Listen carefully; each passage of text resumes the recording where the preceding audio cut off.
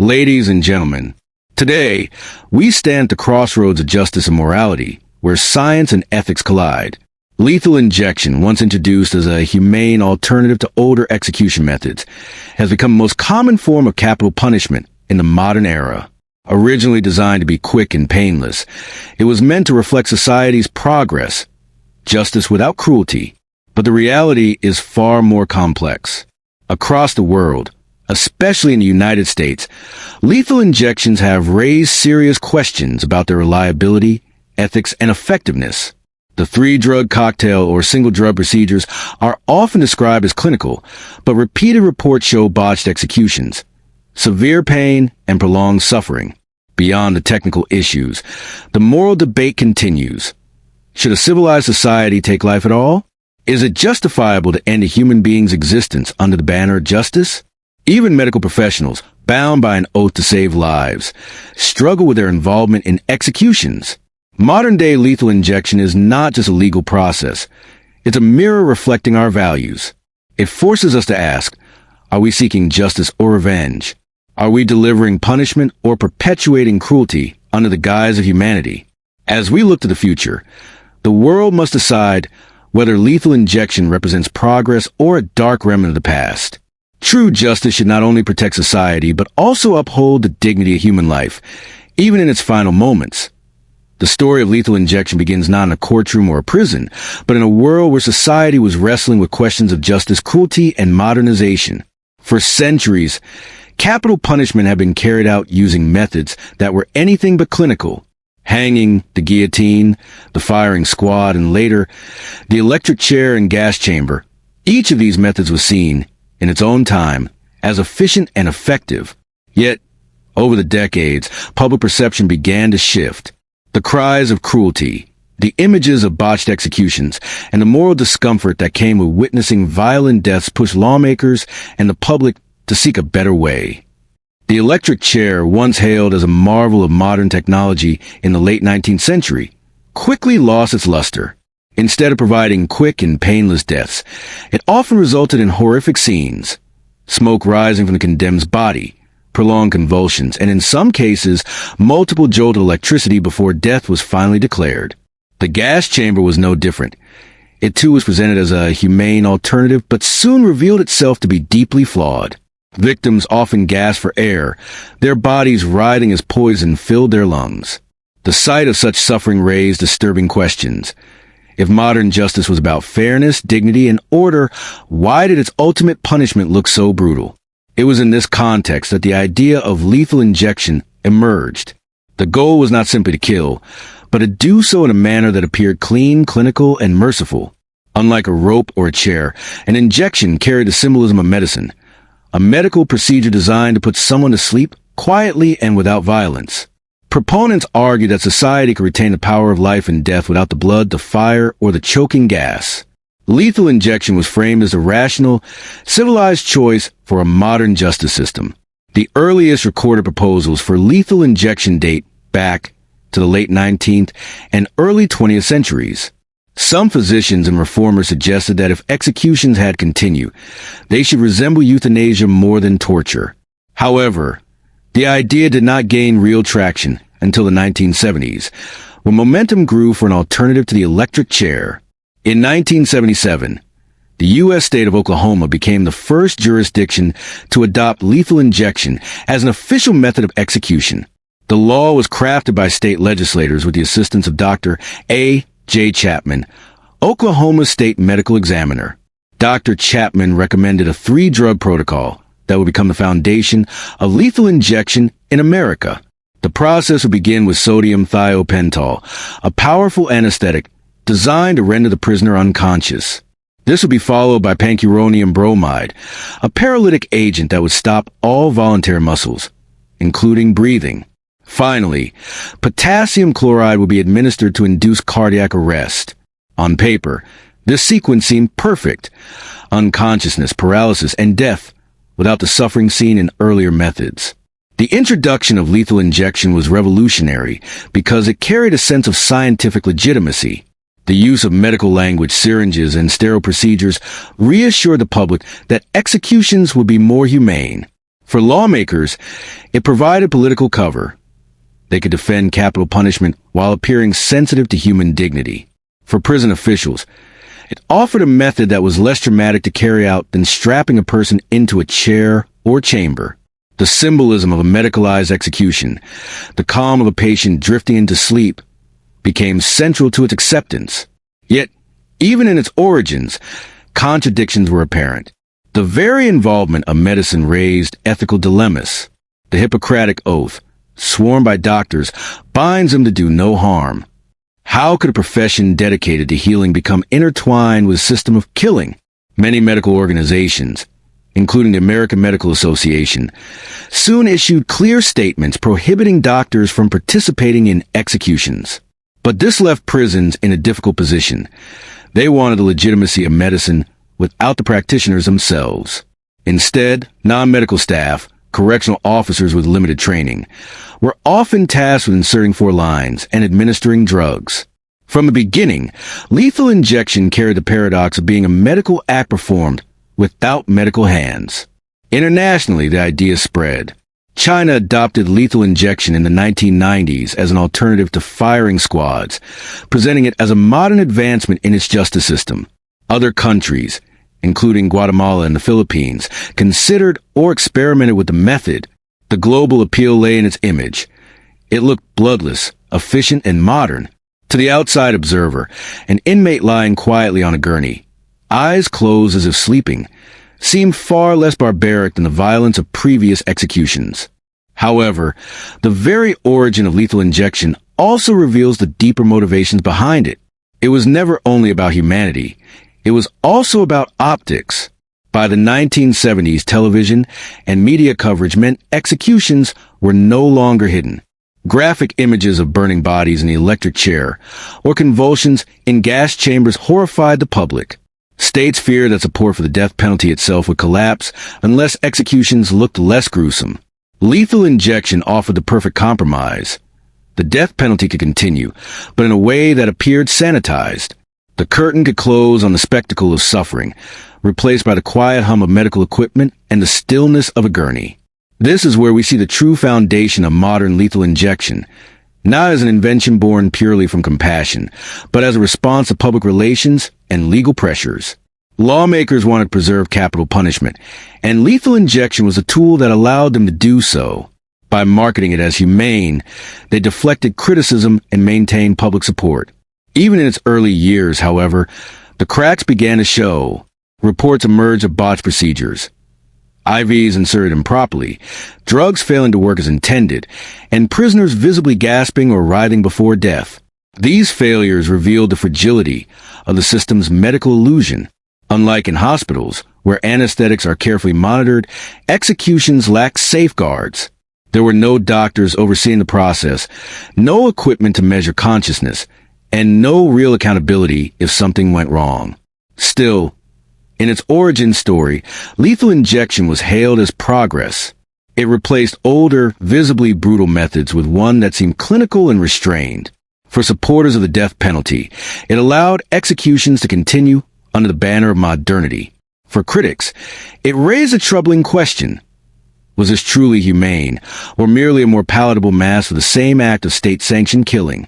Thus, the birth of lethal injection is not simply a tale of innovation, but a reflection of society's struggle to reconcile justice, morality, and image. It was designed to project humanity in a place where humanity was most absent.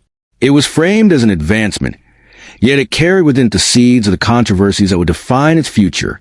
When lethal injection was first implemented in Oklahoma in 1977, few could have imagined how quickly it would become the dominant method of execution in the modern era.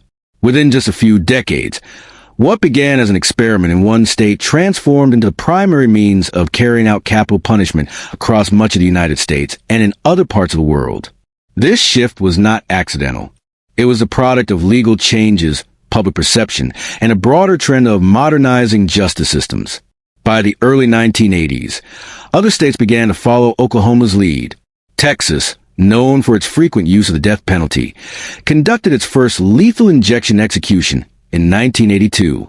The procedure was considered a success by prison officials at the time.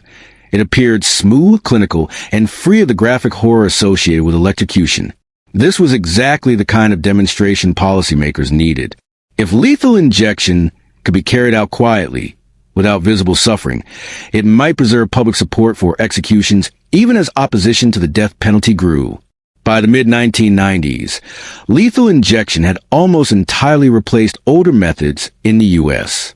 In states where the death penalty remained legal, electrocution, gas chambers, and firing squads became rare relics, kept on the books only as backup methods in case lethal injection drugs were unavailable or if prisoners chose them. The shift was so complete that for many Americans born after the 1980s, the term death penalty became synonymous with a person strapped to a gurney receiving an injection. What had once been an innovation was now the default. This dominance was not limited to the United States. As other countries observed the transition, they too began to experiment with lethal injection.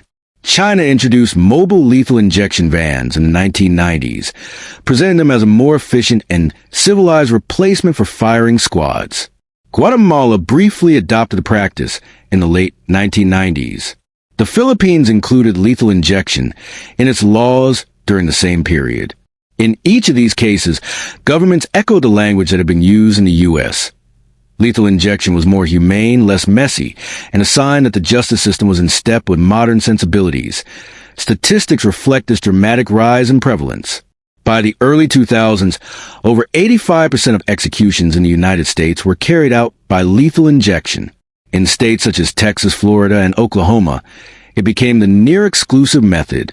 Death rows were redesigned to include execution chambers resembling small hospital rooms, complete with gurneys for equipment and observation windows. Some states even built new, specialized facilities to house lethal injection operations, underscoring its status as the standard method. Part of the reason for this widespread adoption was optics. Executions by electric chair or gas chamber had provoked public outcry because they were visibly violent. Lethal injection, by contrast, was designed to look peaceful. The condemned lay flat, strapped at the wrists and ankles, surrounded by medical paraphernalia. Witnesses saw no flames, no smoke, no convulsions, only a person apparently falling asleep. That image became central to how the death penalty was marketed in the late 20th and early 21st centuries.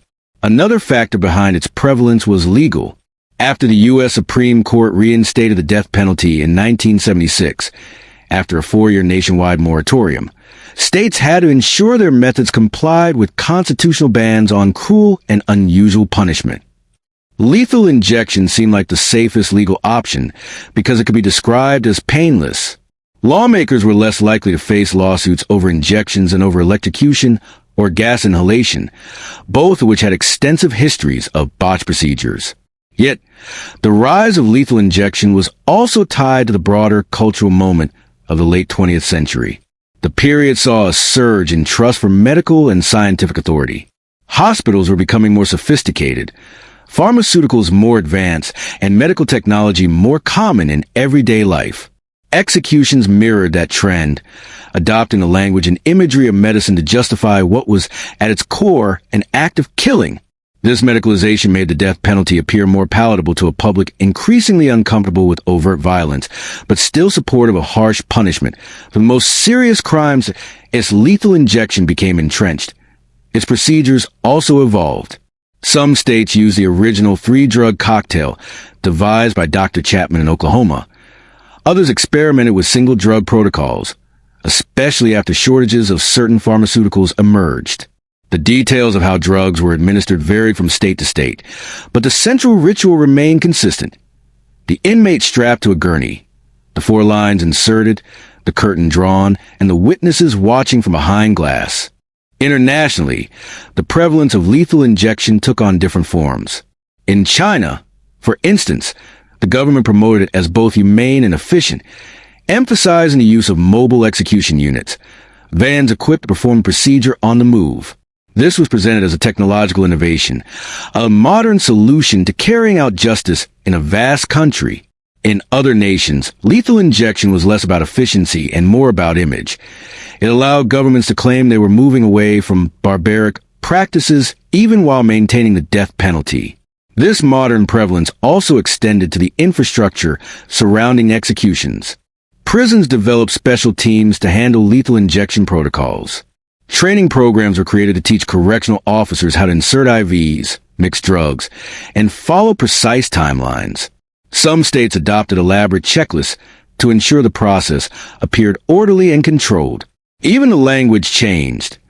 The person being executed was referred to as a patient, and the gurney became the bed. The blending of medical vocabulary with the machinery of death was not accidental. It was central to the legitimacy of the practice. Yet, beneath the surface of this prevalence, tension simmered. As more states adopted lethal injection, more botched executions occurred. News reports began documenting cases where inmates writhed, gasped, or took far longer to die than expected. Pharmaceutical companies, particularly those based in Europe, began restricting sales of drugs used in executions, citing ethical objections. These shortages forced states to improvise new drug combinations, often with unpredictable results. The very prevalence of lethal injection meant that its flaws, once hidden, were now widely exposed. Still, in the context of modern punishment, lethal injection remains a default in the United States. Even as public support for the death penalty has declined, and even as some states have halted executions altogether, lethal injection retains its status as the primary method wherever the death penalty persists. It has become so entrenched that many Americans are unaware older methods still exist as backups in some states. The image of the gurney, the four lines, and the quiet chamber has come to define the modern era of capital punishment. This prevalence carries symbolic weight. It suggests not just a method but a mindset, a belief that technology and medicalization can fix the moral discomfort of execution. It reflects how states have sought to align punishment with modern ideals of efficiency and order, even as the act itself remains a deliberate taking of a human life. Lethal injection spread in dominance, both in the U.S. and abroad, mark it as more than just a procedure. It is a defining face of the death penalty in our time, shaping how society understands, debates, and justifies capital punishment in the 21st century.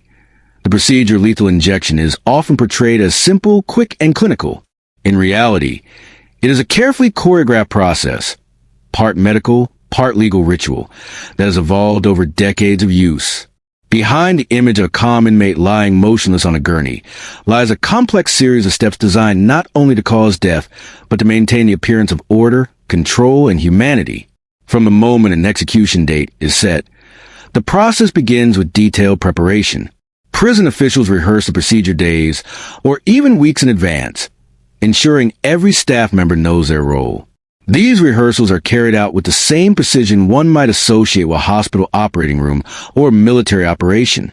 The goal is to remove uncertainty, to create a smooth sequence where each movement is predictable and where the public perception is of professionalism rather than chaos. On the day of the execution, the condemned inmate is moved from their regular cell on death row to a holding area, sometimes called the death watch cell. Here, they are monitored constantly by guards and prison staff. Final meals are offered, last rites may be given, and legal representatives may have one last opportunity to speak with them. The inmate is stripped of personal belongings, dressed in clean prison-issued clothing, and kept under close supervision until the final hour arrives. When the time comes, the inmate is escorted into the execution chamber. This room is designed to resemble a medical facility, but with a stark and sterile atmosphere. At the center stands a padded gurney or table, equipped with straps to secure the prisoner's wrists, ankles, chest, and head. The inmate is asked to lie down, and staff members fasten the restraints one by one. The ritual of strapping the body serves both a practical and symbolic purpose. It prevents resistance or movement, and it demonstrates that the state is firmly in control of every detail. Once the prisoner is secured, medical-style equipment is brought forward, intravenous for lines are inserted, usually into veins in the arms or hands, though in some cases, staff have been forced to use less common sites, such as the groin or neck if access proves difficult. This step is often the most technically challenging.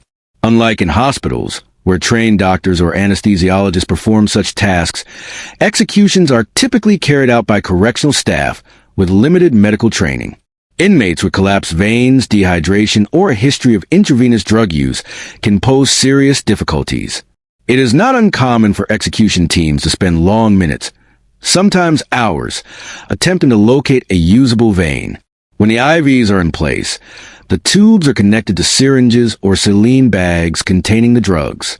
Witnesses, who may include journalists, family members of victims, and family members of the condemned, are then escorted into an adjoining room behind a pane of glass. Curtains may be drawn until everything is prepared. When the curtain opens, the inmate is visible, strapped to the gurney with 4 lines already attached.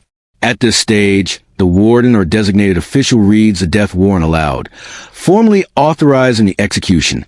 The inmate is then given a chance to make a final statement.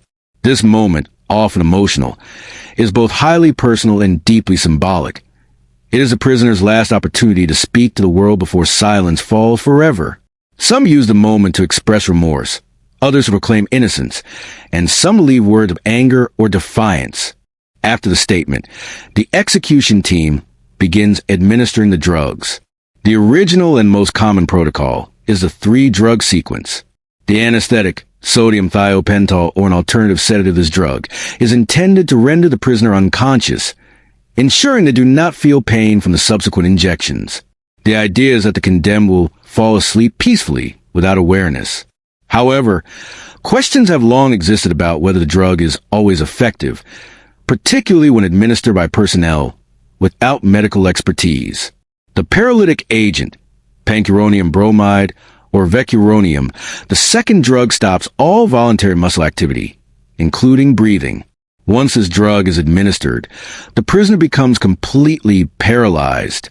To witnesses, the inmate now appears calm and motionless, regardless of what they may be experiencing internally. This stage plays a critical role in maintaining the image of serene death. But critics argue that it also masks suffering. If the anesthetic failed to fully work, the condemned could be experiencing extreme pain without any ability to move or cry out. The heart-stopping drug, potassium chloride finally, the third drug floods the bloodstream with potassium, which disrupts the electrical activity of the heart. This induces cardiac arrest, stopping the heartbeat within minutes. Medical monitors confirm the cessation of vital signs, and once the attending official or coroner declares death, the procedure is complete. In more recent years, some states have turned to a single drug protocol, often using a large dose of pentobarbital, a barbiturate that causes deep unconsciousness and eventually death.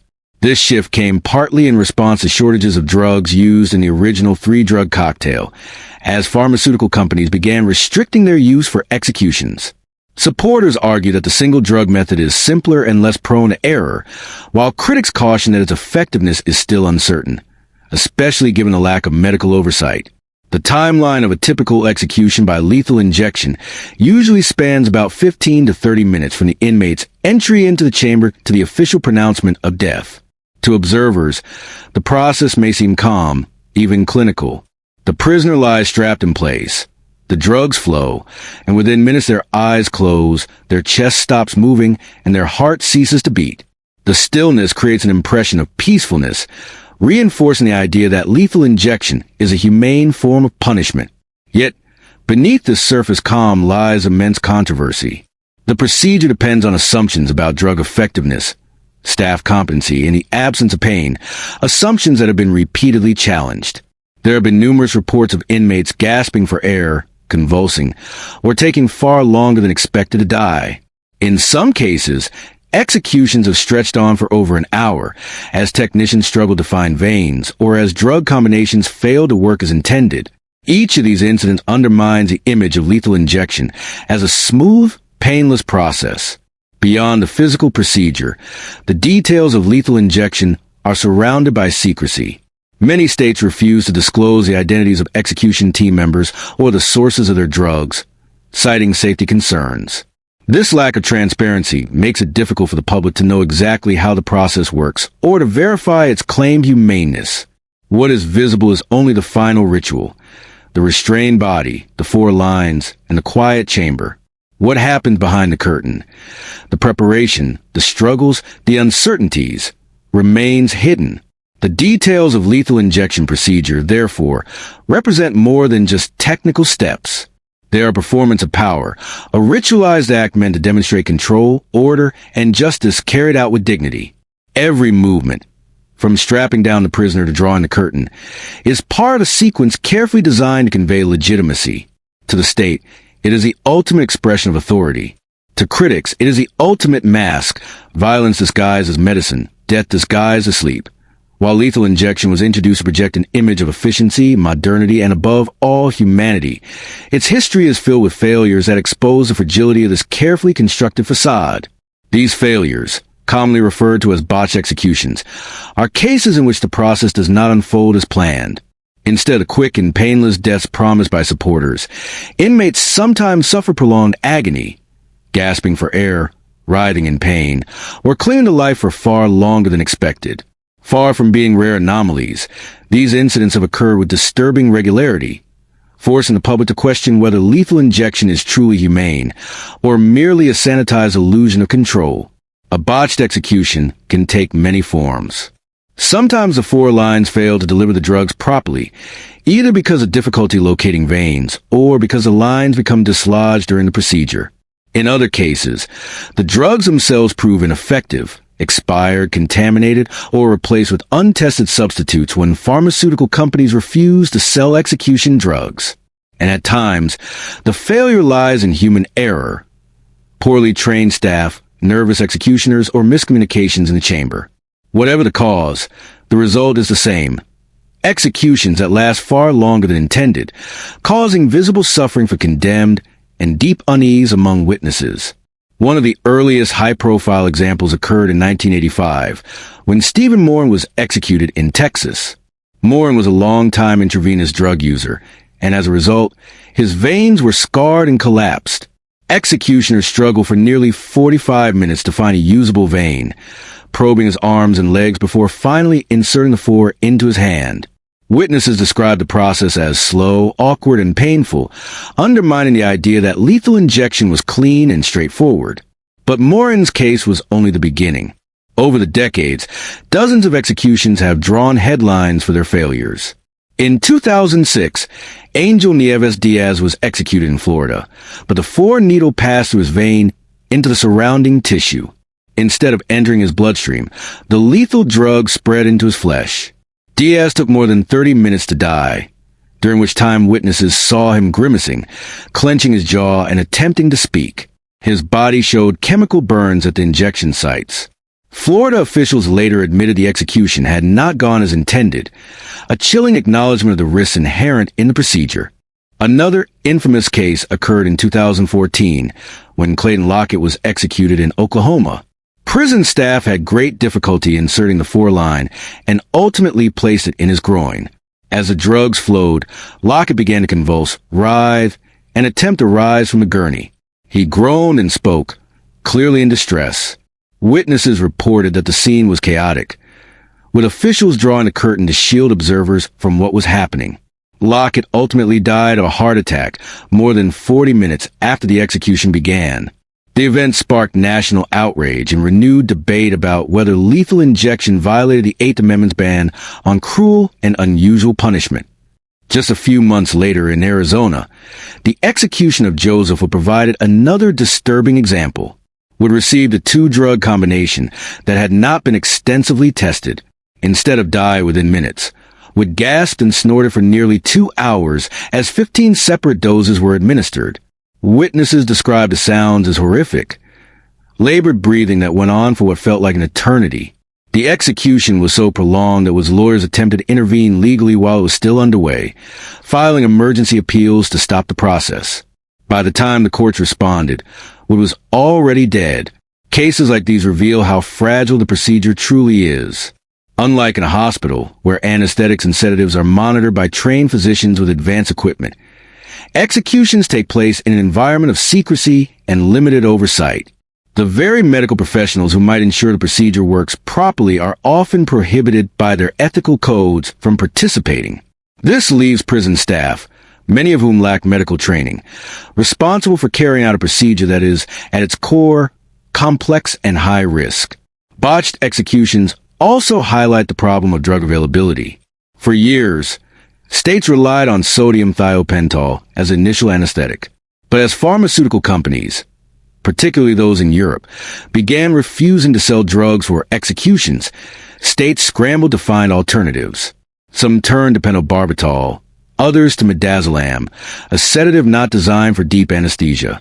Midazolam became one of the most controversial substitutions, with multiple cases suggesting it failed to render inmates fully unconscious. Critics argue that prisoners executed with midazolam may experience the effects of suffocation and cardiac arrest while paralyzed, unable to cry out or move. In other words, they may be fully aware of their own execution. Even when the drugs are available, their handling has raised questions. Because executions are carried out in secrecy, with drug suppliers often shielded from public disclosure, there is little oversight regarding quality or expiration. Some drugs have been shown to be expired, contaminated, or compounded in small, unregulated pharmacies. The margin for error is wide, and the consequences are irreversible. Beyond the suffering of the condemned, botched executions leave a profound impact on witnesses. Journalists, family members, and victims' relatives are invited to observe the process, often under the assumption that it will be orderly and peaceful. When things go wrong, the trauma can be lasting. Family members expecting closure may instead leave with images of visible agony. Journalists may report graphic details that undermine public confidence in the system. Even prison staff, tasked with carrying out the executions, have spoken of the psychological toll, sleepless nights, guilt, and post-traumatic stress from witnessing prolonged deaths. The frequency of botched executions has been studied extensively. Research suggests that lethal injection has one of the highest rates of failure compared to older methods of execution. While hanging, electrocution, and firing squads have all produced horrific failures, data indicates that around 7% of lethal injections in the United States are botched. That means nearly 1 in every 14 executions does not go as intended. For a method advertised as the most humane and modern, this statistic is deeply troubling. Each failed execution chips away at the legitimacy of lethal injection. Every time a prisoner gasps, writhes, or takes hours to die, the promise of a painless, dignified death is exposed as a myth. Instead of erasing the brutality of capital punishment, botched executions amplify it, reminding the public that killing is never as clean as the state pretends. The image of the gurney and the syringe may look clinical, but the reality can be just as violent and horrifying as the methods it was meant to replace. One of the most profound aspects of the modern-day lethal injection debate revolves around the ethical concerns it raises for society, medical professionals, and justice systems. Although lethal injection was initially presented as a scientific and humane advancement in capital punishment, the ethical dilemmas it presents are vast, complex, and deeply troubling. These concerns go far beyond the technical process of the execution itself. They strike at the heart of moral responsibility, professional integrity, and the boundaries of state power over human life. From the very beginning, lethal injection was framed as a medicalized procedure. The use of intravenous drugs, sterile needles, in clinical environments was meant to evoke an image of precision, control, and humanity. Yet, this very medicalization has created a paradox. The process of taking a life now appears to mimic the process of saving one. It is performed in a setting that resembles a hospital room, using tools and drugs that are more commonly associated with healing than harming. This blurring of lines between medicine and execution introduces a significant ethical conflict, particularly for healthcare professionals. Central to this conflict is the role of physicians, nurses, and other medical staff. The Hippocratic Oath, a fundamental ethical guideline in medicine, begins with the principle of first, do no harm. Healthcare professionals are trained and sworn to preserve life, alleviate suffering, and act in the best interest of their patients. Yet lethal injection places them in a position where they are expected to do the exact opposite. Administer drugs that will end a life, often in a manner that may cause pain or distress if not done correctly. This reversal of purpose is one of the deepest ethical contradictions associated with lethal injection. Professional medical organizations, such as the American Medical Association, AMA, have long recognized this contradiction. The AMA explicitly prohibits physicians from participating in executions, except in very limited capacities, such as pronouncing death after the procedure is complete. However, in practice, the execution process still requires technical expertise. placing intravenous lines, calculating dosages, or monitoring vital signs to ensure it is carried out properly. Without medical professionals, the likelihood of botched or mishandled executions increases, but with them, the ethical principle of medicine is compromised. This leaves states in a bind. They need medical expertise to carry out lethal injections safely, but they are restricted from using it fully due to ethical codes. This dilemma has led to a strange and often troubling workaround. In many cases, states have relied on untrained prison staff or poorly supervised personnel to perform critical parts of the procedure.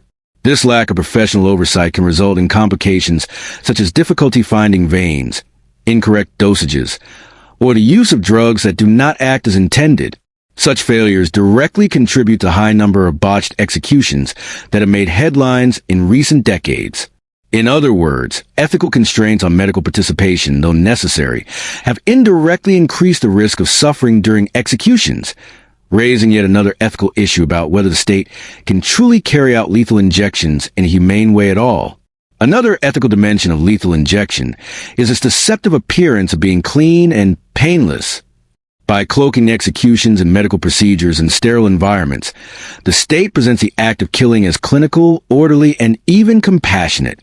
This perception can desensitize the public to the reality of capital punishment. The image of a prisoner lying motionless on a gurney, with an in their arm, can create a false sense of normalcy or legitimacy around the act of taking a life. This sanitization of execution risks turning a profound moral decision, the deliberate ending of a human life, into a bureaucratic process devoid of emotional or ethical weight. The pharmaceutical industry adds yet another layer to the ethical debate. Many of the drugs used in lethal injection protocols were originally developed for medical purposes, such as anesthesia or sedation. As pharmaceutical companies became aware that their products were being repurposed for executions, a significant number of them, particularly in Europe, refused to sell their drugs for this purpose. This has led to shortages, improvisation, and experimentation with untested drug combinations in some states. From an ethical standpoint, this raises concerns about using drugs in ways they were not intended or approved for, and about conducting what amounts to non-consensual human experimentation on condemned prisoners. There's also the issue of transparency. Because of the controversy surrounding lethal injection, many states have passed secrecy laws that shield the identities of drug suppliers, medical personnel, and execution protocols. This lack of transparency makes it difficult for the public to know what drugs are being used, whether they meet safety and efficacy standards, or who is carrying out the procedure. From an ethical perspective, this secrecy undermines accountability and informed public debate. If the state is to take the most irreversible action possible, ending a life, it should, at the very least, be fully transparent about how it does so. Instead, secrecy laws create an environment of mistrust and suspicion. Ethical concerns also extend beyond the immediate participants in the execution to society at large. When a state carries out a lethal injection, it does so on behalf of its citizens. This raises a moral question for all members of that society. To what extent are they complicit in the act of taking a life? Even those who support the death penalty must grapple with the possibility that the methods used are not as humane as advertised, and that their tax dollars fund procedures that may cause pain, suffering, and indignity. Additionally, the psychological toll on those involved in carrying out executions is often overlooked. Prison staff who participate in lethal injections, whether by inserting for lines, administering drugs, or simply witnessing the procedure, frequently experience emotional and psychological trauma. Some suffer from depression, anxiety, or post-traumatic stress disorder as a result of their participation. This is another ethical consideration. What is the cost of the individuals tasked with implementing state-sanctioned death, and is it morally acceptable to place that burden on them? Furthermore, the ethical debate around lethal injection cannot be separated from larger questions about justice and equality. Numerous studies have shown disparities in how the death penalty is applied, with racial minorities, the poor, and the mentally ill disproportionately represented on death row. This raises a question of whether lethal injection, no matter how technically refined, can ever be ethical when it is built upon a system that applies capital punishment unevenly and, at times, unjustly. The portrayal of lethal injection as a medical procedure also risks normalizing the death penalty in ways that obscure its gravity. Unlike older methods such as the electric chair or firing squad, which were visibly violent and undeniably brutal, lethal injection presents a serene image of death. Witnesses may see only a motionless body in a silent room, but what they cannot see is whether the condemned is fully unconscious, whether the drugs are working as intended, or whether the individual is experiencing intense internal pain while unable to express it. This disconnect between appearance and reality further complicates the ethical evaluation of lethal injection. Ultimately, the ethical concerns surrounding lethal injection are multifaceted and deeply interwoven with broader societal values. They involve questions about professional integrity, the role of medicine in state punishment, transparency, public accountability, psychological harm to those involved, and the fairness of the criminal justice system itself. Each of these issues challenges the notion that lethal injection is a humane or morally defensible method of execution. When examining the modern-day use of lethal injection, one of the most heated and enduring dimensions is the legal debate that surrounds it. These debates are not confined to a single courtroom or country. They have unfolded over decades in state legislatures, federal courts, and even international human rights tribunals.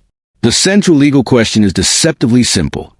Does lethal injection, as is practiced today, comply with constitutional and human rights standards, or does it amount to cruel, unusual, and inhumane punishment? The pursuit of that answer has produced thousands of pages of judicial opinions, legislative reforms, and contentious public arguments. In the United States, where lethal injection remains a dominant method of execution, the Eighth Amendment to the Constitution provides a foundational framework for legal challenges. The Eighth Amendment prohibits punishments that are cruel and unusual, and since its ratification, courts have wrestled with what those words mean in practice. Lethal injection has repeatedly been brought under scrutiny, with defense attorneys arguing that the risk of pain, suffering, or botched procedures renders it unconstitutional.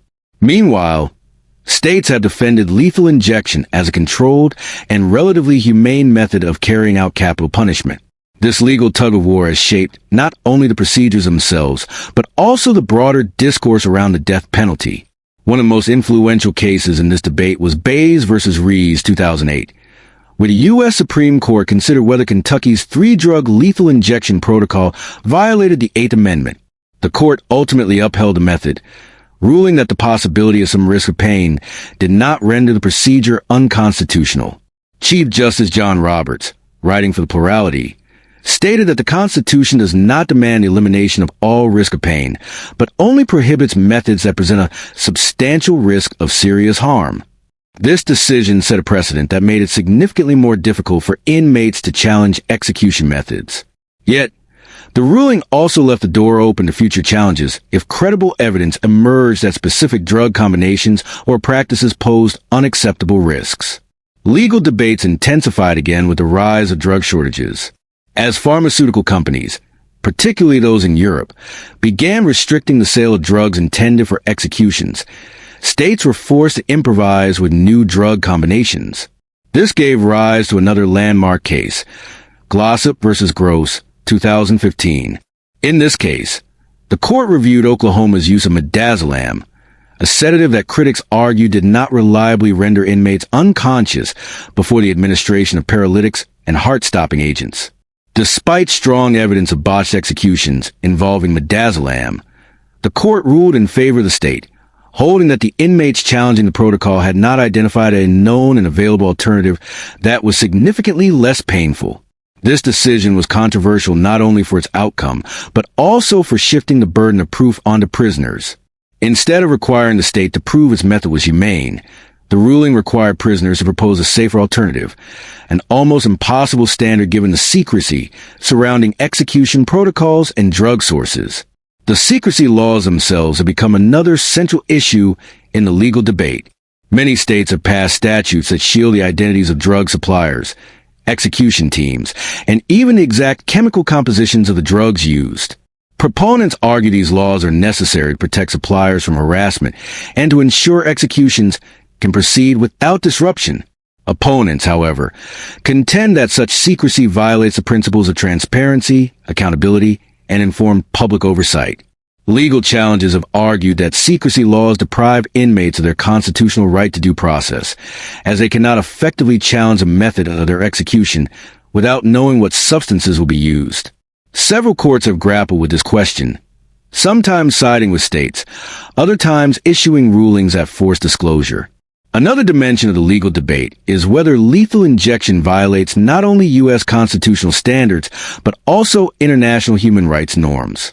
Organizations such as the United Nations and the European Court of Human Rights have repeatedly condemned lethal injection, labeling it inconsistent with the prohibition on torture and cruel, inhuman, or degrading treatment.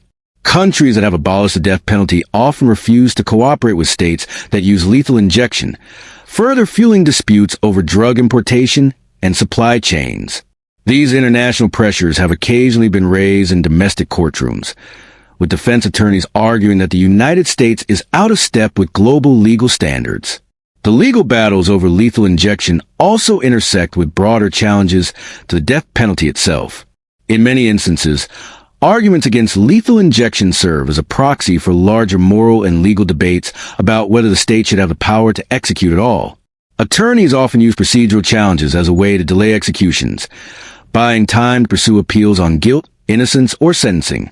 Critics of the death penalty argue that the very frequency of lethal injection challenges demonstrates the system's instability and unreliability.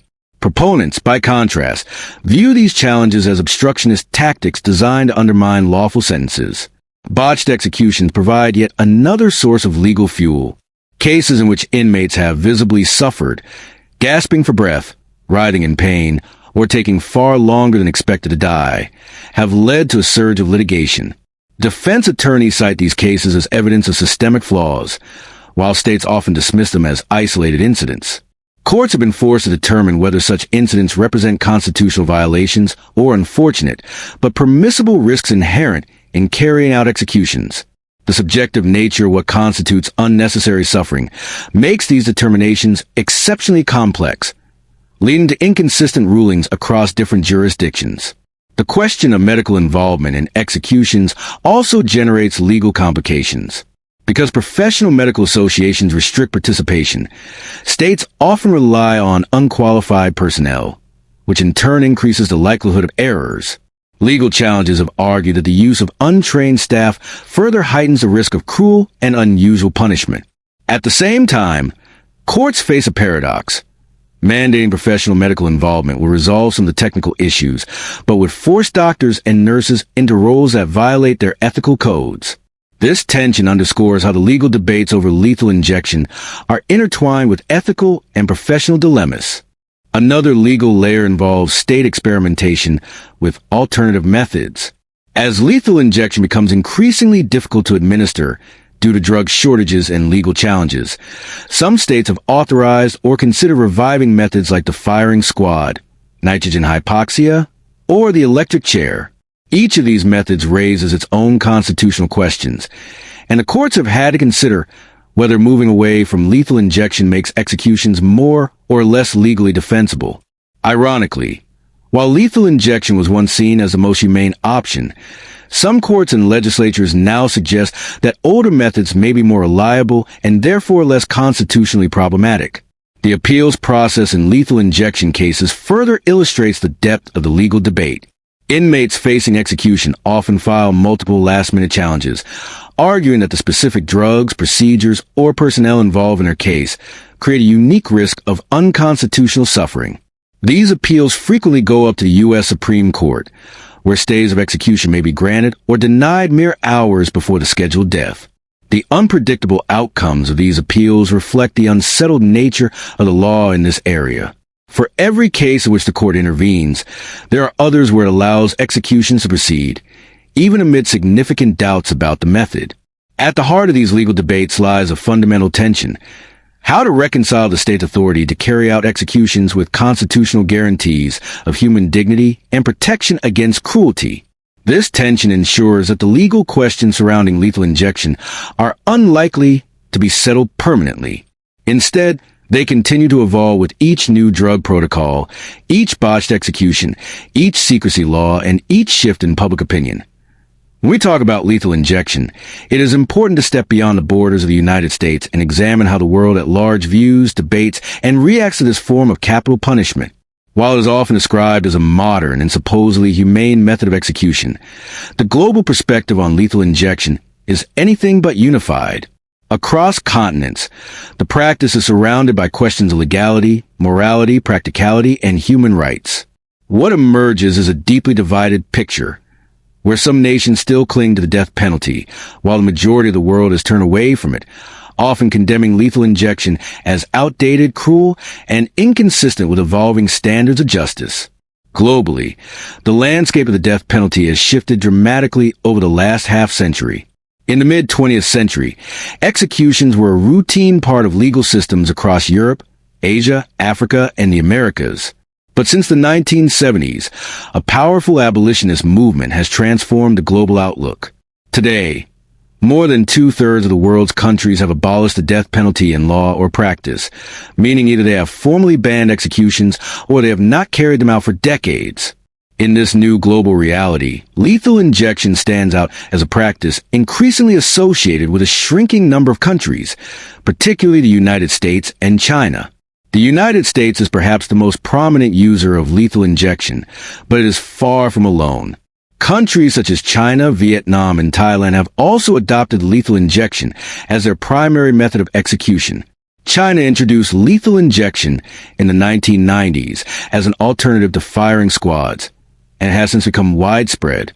However, because of the opacity of China's justice system, little reliable data exists on how the process is administered, how many people are executed, or whether international standards of due process are observed. Reports from human rights groups suggest that executions in China, including those by lethal injection, are often carried out in secrecy, raising serious concerns about transparency, fairness, and accountability. Vietnam is another country where lethal injection is practiced. Initially, the Vietnamese government struggled to obtain the necessary drugs because European suppliers refused to sell substances intended for executions. As a result, Vietnam developed its own domestic supply, relying on 3-drug protocols similar to those used in the United States. Thailand also uses lethal injection, having replaced firing squads in 2003, though executions there are rare. These examples show that while lethal injection has spread beyond the U.S., its global use is still limited to a handful of countries, and often faces challenges related to drug availability and international scrutiny. In contrast, Europe represents the other end of the spectrum. The European Union has not only abolished the death penalty among its member states, but has also actively worked to hinder the use of lethal injection abroad. One of the most significant moves was the EU's decision to ban the export of certain drugs commonly used in executions, such as sodium thiopental and pentobarbital. This export ban was motivated by human rights concerns and a desire to ensure that European manufactured medicines would not be used to kill. The ripple effects of this policy were immediate and profound, particularly in the United States, where states began struggling to obtain reliable drug supplies. Some turned to compounding pharmacies, others experimented with new drug combinations, and many enacted secrecy laws to hide the sources of their chemicals. Thus, the EU's abolitionist stance has had a direct impact on the continuation and controversy of lethal injection in other parts of the world. The United Nations has also weighed in on the matter, repeatedly calling for a moratorium on the death penalty worldwide. UN Special Rapporteurs on Torture and Human Rights have criticized lethal injection as inconsistent with international obligations to avoid cruel, inhuman, or degrading treatment. These criticisms are rooted not only in the philosophical opposition to capital punishment, but also in the practical realities of botched executions, unreliable drug protocols, and secrecy practices. For the UN, lethal injection is not an answer to the brutality of older methods like hanging or electrocution, but simply another form of state-sanctioned killing that carries its own risks of cruelty. In Africa, the death penalty remains legal in many countries, but executions are rare, and lethal injection is not the predominant method. Hanging remains more common, though the momentum toward abolition is growing. Countries such as South Africa, which abolished the death penalty in 1995 after the fall of apartheid, have become symbols of a global movement toward recognizing execution as incompatible with human rights.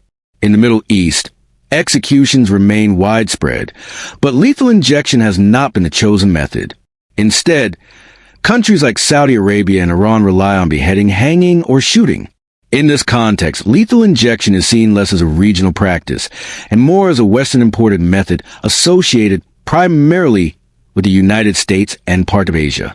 One of the recurring themes in the global perspective is the question of image. Lethal injection was introduced as a modern, scientific, and almost clinical way of carrying out the death penalty, designed to contrast with the bloody or violent imagery of older methods. In countries that have adopted it, the appeal often lies in its ability to present execution as orderly and sanitized.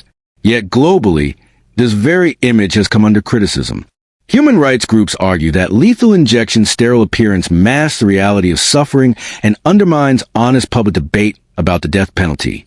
By disguising executions as medical procedures, states risk creating a false sense of legitimacy for an act that many countries now consider morally and legally unacceptable. The influence of global public opinion also plays a role. In an interconnected world where international human rights organizations, media outlets, and advocacy groups amplify stories of botched executions, lethal injection no longer takes place in isolation. When an execution goes wrong in the United States or elsewhere, the images, reports, and outrage quickly spread across borders, fueling international condemnation. This global scrutiny puts pressure not only on individual states, but also on the pharmaceutical industry, professional medical associations, and international trade networks. The pharmaceutical industry's resistance highlights another global dimension.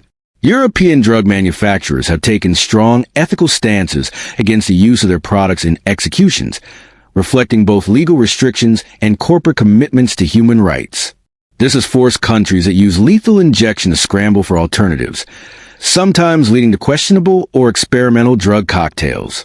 In a sense, the pharmaceutical industry has become an unlikely but powerful actor in the global struggle over capital punishment, using supply chains and export bans as tools of advocacy. Another important element of the global debate is how lethal injection intersects with broader discussions of justice reform. Countries that retain the death penalty often defend it as a tool of deterrence, retribution, or cultural tradition, while abolitionist nations argue that no modern justice system can claim legitimacy while also endorsing execution. In this larger discourse, lethal injection is both a practical method and a symbolic battleground. For its defenders, it represents progress, an attempt to humanize a harsh punishment. For its critics, it represents a contradiction, an effort to sanitize an act that is inherently inhumane. The global picture reveals, above all, a striking imbalance. While a small number of countries continue to rely on lethal injection, the overwhelming majority of the international community rejects it as inconsistent with contemporary human rights standards. This imbalance highlights the isolation of execution-practicing nations and underscores a growing divide between local practices and global norms. When societies confront the issue of lethal injection, they are not merely debating a technical process of execution. They are grappling with profound moral questions that cut to the very core of human values, justice, and the meaning of dignity. Moral reflection on lethal injection goes far beyond the courtroom and the prison chamber. It forces communities, governments, and individuals to wrestle with uncomfortable truths about life, death, and the role of the state in determining who deserves to live or die. From its inception, lethal injection was framed as a moral improvement. Compared to the electric chair, hanging, or firing squads, it seemed clinical, quiet, and efficient. Supporters hailed it as a way to reconcile the need for punishment with a society's obligation to avoid cruelty. Yet, this attempt at humanizing executions created its own moral paradox. If we believe killing is wrong in ordinary life, can it ever become right when carried out by the state? If human dignity is universal, does it not extend even to those who have committed terrible crimes? These questions cannot be dismissed, and they sit at the center of moral debates surrounding lethal injection. One of the key moral arguments in favor of lethal injection is grounded in retribution. Advocates argue that certain crimes are so heinous, mass murder, acts of terror, brutal killings, that society has the right, even the duty, to respond with the ultimate punishment. Lethal injection, in this view, becomes a tool of justice, ensuring that the guilty receive a consequence proportionate to their crime. For supporters, The moral legitimacy of lethal injection lies not in its method, but in its symbolism, a visible affirmation that justice has been done, that victims and their families have closure, and that society reaffirms its commitment to accountability.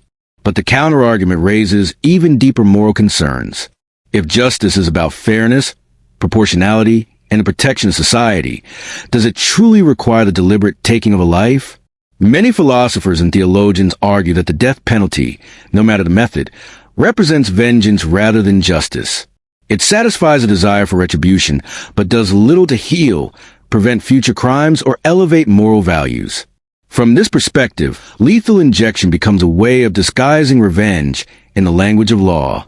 The very sterility and medical imagery of lethal injection may serve to ease the conscience of society, but it does not resolve the moral contradiction of killing in the name of justice. The morality of lethal injection is also shaped by the question of dignity. Human dignity is a principle recognized across religious, philosophical, and legal traditions. Even international human rights documents describe dignity as inherent and inalienable. Yet, executions raise the question of whether dignity can be respected while deliberately ending a life. Proponents argue that lethal injection preserves dignity better than older methods because it minimizes visible suffering and avoids gruesome spectacles. Critics, however, contend that no execution can truly preserve dignity, because dignity lies not only in how death occurs, but in the recognition of the right to life itself. To take away that right, critics argue, is to strip away the most fundamental aspect of dignity, regardless of how painless the process may appear. Religious traditions also shape moral reflection. In Christianity, Judaism, Islam, Hinduism, and Buddhism, the sanctity of life is a recurring theme, though interpretations vary. Some religious perspectives justify capital punishment as a legitimate form of justice, citing ancient scriptures and divine law. Others argue that forgiveness, redemption, and the possibility of transformation are more powerful moral responses to wrongdoing.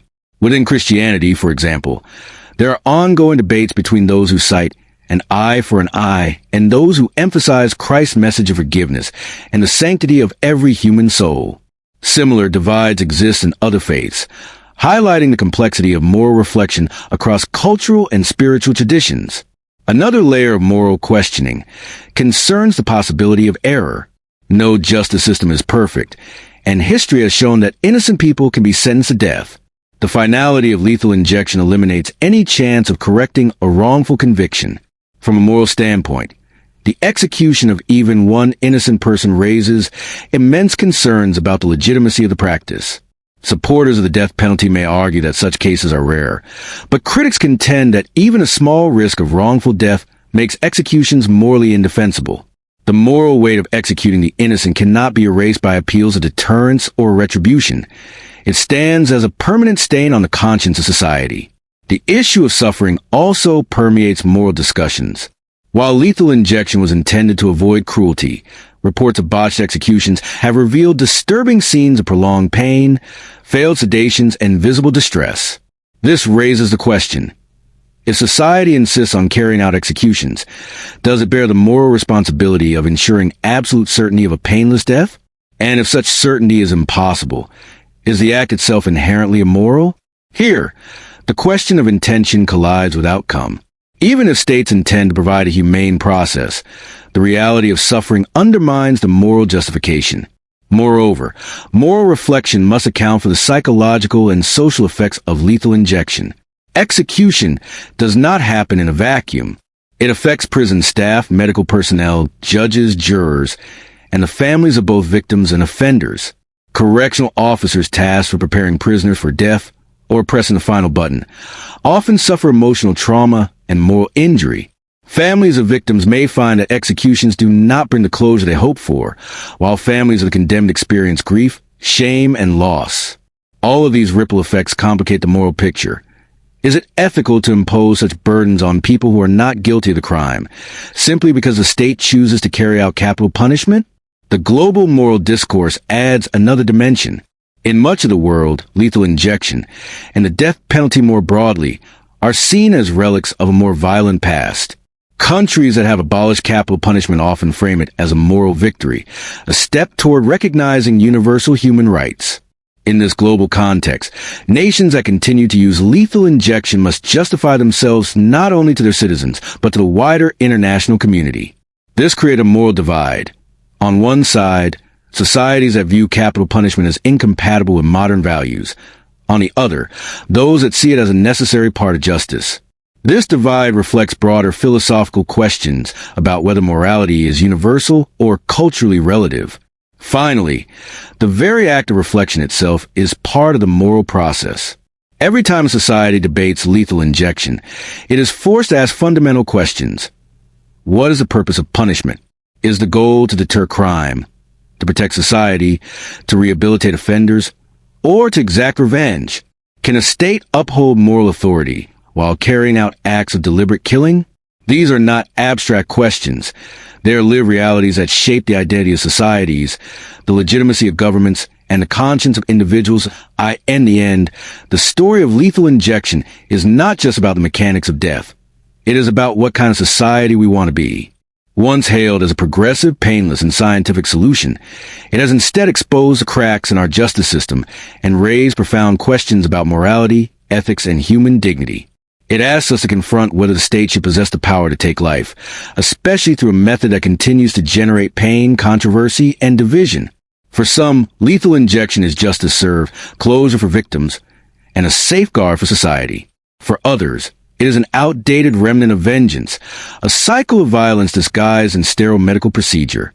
And while the debate continues in courtrooms, legislatures, and public opinion, one truth remains clear. Lethal injection is more than just punishment. It is a reflection of our values, our humanity, and our future. The real question we must ask ourselves is not just how executions are carried out, but whether executions should be carried out at all.